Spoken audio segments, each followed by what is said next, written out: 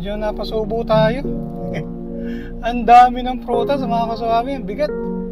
Ano yata parang sakto nga yata na 300 kilograms lahat mga kaswabe. Sulit na sulit yung babayaran ni customer sa atin. Shoutout muna sa ating kaswabe, True Panggala. Shoutout sa inyo. Good morning mga kaswabe. Araw na naman ng Sabado, araw na sideline. Biyay tayo sa Lalamove at sa Grab Express. Mga kaswabe, reset muna natin yung trip pay natin sa 0. Ayan, 0 na siya. Tapos nakapagpa-full tank na rin tayo ngayong umaga. So sa simula natin, full tank muna tayo. Tapos mamaya hapon o gabi, pagkatapos natin, pa-full tank ulit tayo. Para sakto yung ano natin, yung consumption natin sa gas, sa diesel. Alam natin kung magkano talaga na gastos. Okay mga kasama, medyo tinanghali tayo ngayon. Time check, 8:52 ng umaga. So nandito tayo sa gasoline station, nagpa-full tank na rin tayo. Tinanghali tayo kasi yung sasakyan natin, usually bago ako lumalabas kasi, iikot muna ako sa sasakyan, titingnan ko muna. Tapos napansin ko yung isang gulong natin sa harapan, medyo malambot. So dinaan natin dito sa vulcanizing shop.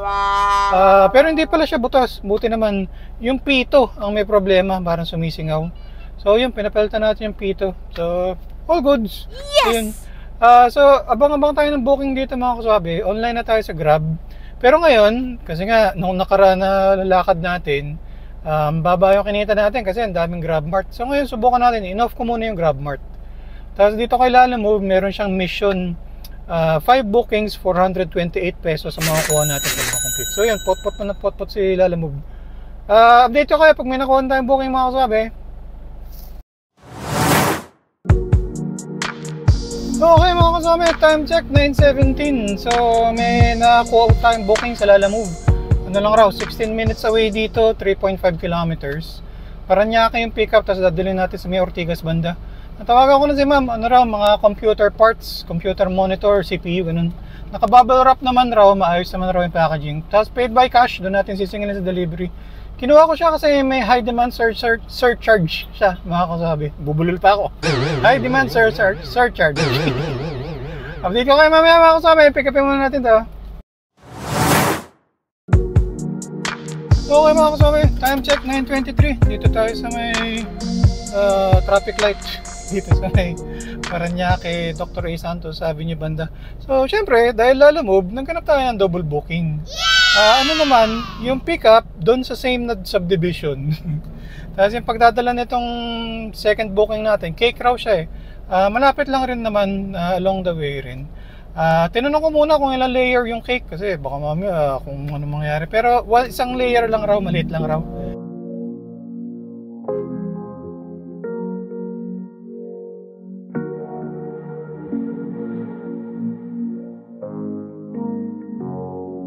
Okay mga kasama, time check 9:40. Na-pick up na natin yung mga computer parts.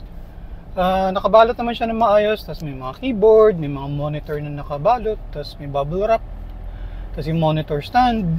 Ayun. Pick upin muna natin yung booking number 2 natin na cake mga kasabi. Ano lang raw, 5 minutes away dito. Okay mga kasabi, time check 9:47. Na-pick up na natin yung cake. Malit nga lang. Unahin na natin ito yung deliver mga kaswabe, malapit lang, 12 minutes away, 3 kilometers. Doon tayo pabayaran ng cash, hindi pala dito. Date ko kayo mamaya mga kaswabe, double booking tayo sa Lalamove. Okay mga kaswabe, time check 10:02, na-drop na natin yung cake. Abang-abang tayo, baka may maisabay pa tayo na isa papunta ng sa Ortigas. Pero pag wala, hatid din natin to. Date ko kayo mamaya mga kaswabe, so tapos natin yung booking number 2, hatid lang natin itong booking number 1. Lalamove.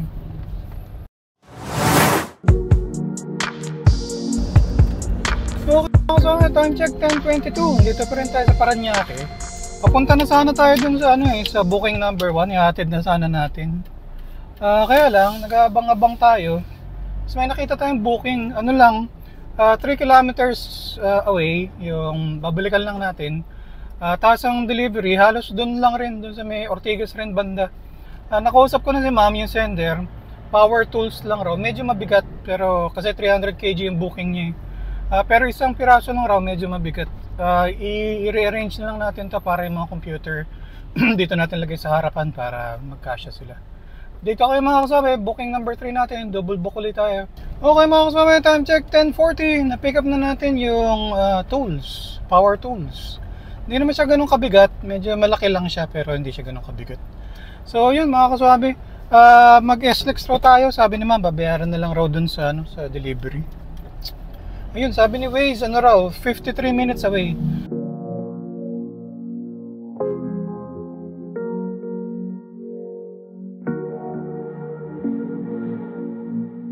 Okay mga kasama, time check, 11:45. Na-drop na natin yung booking number 3 natin. Inuna ko siya kasi mas malapit, sabi ni Waze. So yun, deliver na natin itong booking number 1 natin. Lang raw, 10 minutes away, 1.9 kilometers. Okay mga kasama, time check, saktong alas 12. Na-drop na natin yung computer parts. Binayaran tayong cash ni kuya. So yun, hanap muna tayo pa parkingan mga kasama. Pagpahingay mo rin na natin itong sasakyan, tapos tayo, mag-lunch rin muna tayo. Date ko mamaya, naka 3 na tayo dun sa mission natin, 3 bookings dito sa Lalamove.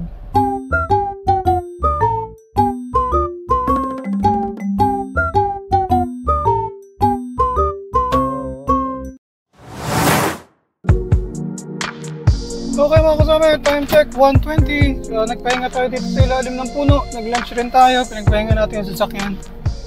Tapos nag-online na tayo, abang-abang tayo sa Lalamove. Nag-online rin tayo sa Grab. May pumasok na booking ng Grab Express. Paid via cash. So first booking natin to sa Grab Express ngayong araw na to.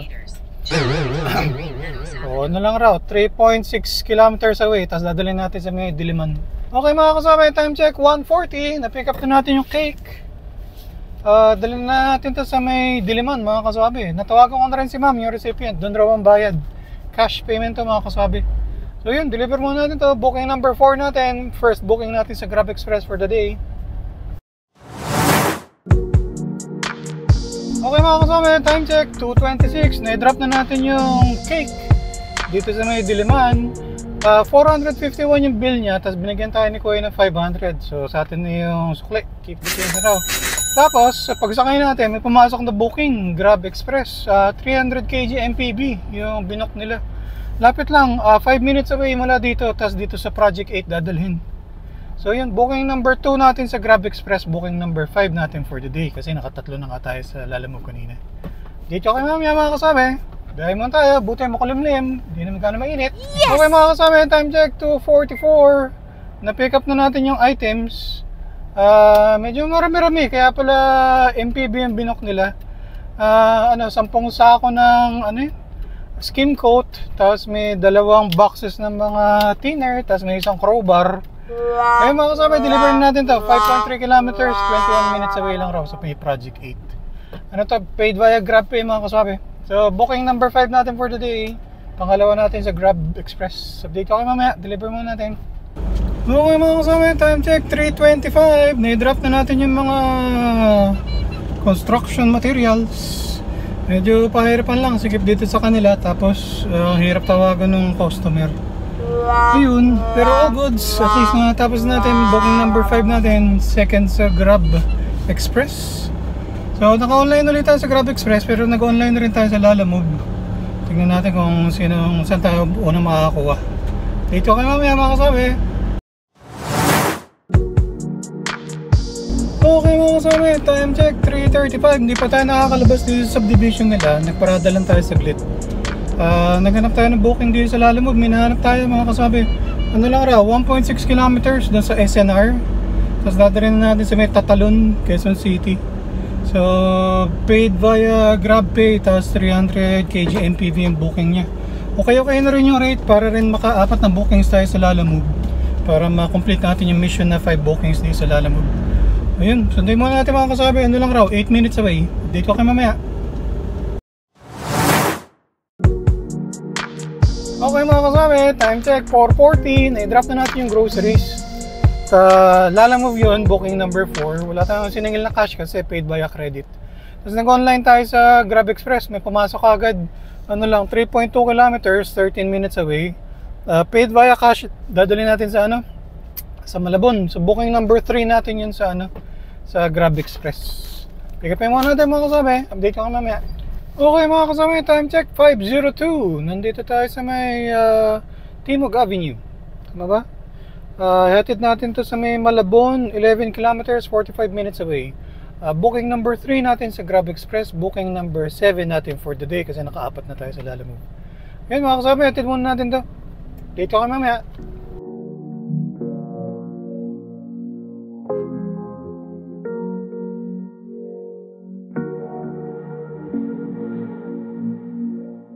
Okay mga kasama, time check 6:04. Na-drop na natin yung cake dito sa Malabon. Mag-offline muna tayo saglit. Hanap muna tayo ng mapaparadahan. Pahinga muna tayo kasi kanina pang alauna tayo nagda-drive tuloy-tuloy. So pahinga lang tayo saglit bago tayo maghanap ng next booking natin. Update ko kayo. Okay mga kasama, merienda ako tapos nagpalit na rin ako ng damit kasi pinawisan ako ng gusto. So update ko muna kayo sa ating segment. Ang ating segment na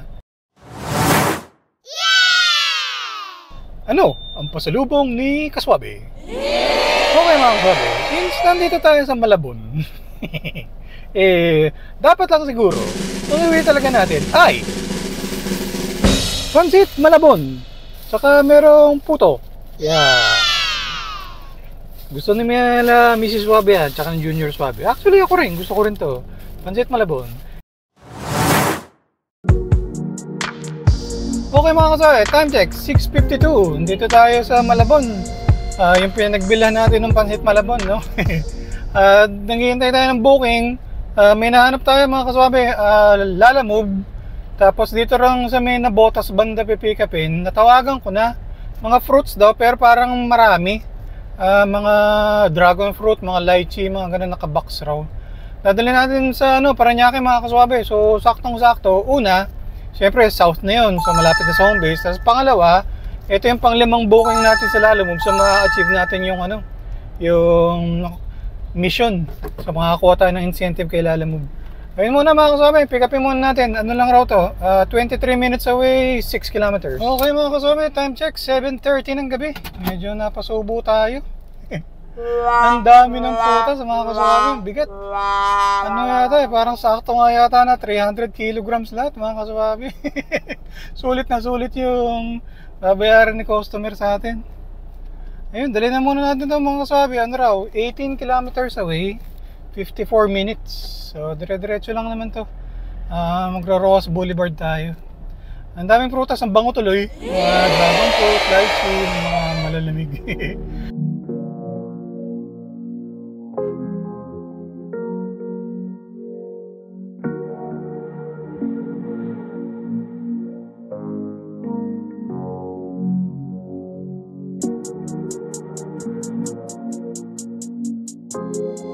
Okay mga kasama, time check 8:35. Na-drop na natin yung mga fruits. Nagbayad na rin si Kuya cash. So all goods. Magpagas lang muna tayo. Tapos uwi na rin tayo. Maganda dito, para mga 2 kilometers na lang, nasa home base na tayo mga kasama. So all goods. Hindi kayo mamaya, pagas muna tayo. Okay mga kasama, nakapagpa-full tank na tayo. So naka 118 kilometers tayo. Tapos nakapagpa-full tank na rin. Bali, nung umaga, nagpa-full tank tayo. Tapos ngayon, nagpa-full tank ulit tayo. So, yung konsumo natin, yung actual. Yung gastos natin sa diesel is based dito sa actual na nakonsumo natin ngayong araw na to. Okay mga kasama, time check. 8:46. Dito tayo sa gasoline station. Nakapagpa-full tank na tayo, mga kaswabe.